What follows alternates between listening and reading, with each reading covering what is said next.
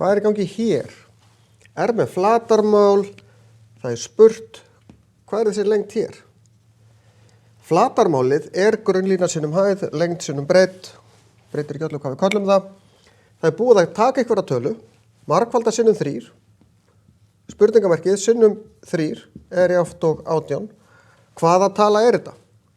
Þeir sem eru góðir í margföldun sjá að þetta 6, en ef ég ekki góður í margföldun og veit það ekki, þá get ég deilt með 3 báðum megin. Þá núllast tristurinn út hérna megin. Og þegar við erum að færa tölur yfir og gera öfugt, þá notum við öfug aðferð, þannig að 18 deilt með 3.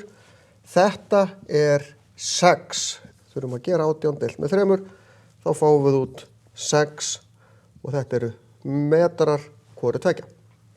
Sama hér, við getum kallað þetta x.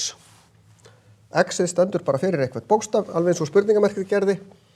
Og þá þetta x sinnum 7 sem sama sem 63, sem við getum skrifa sem 7x. Jáft og 63, jöfnureikningur segir mér, deila með 7 báðum megin, þá styttist það út hérna. X jáft og 9. Og þetta eru sentimetrar, af því að það skrifa sentimetrar hér. Og þetta voru þá metrar.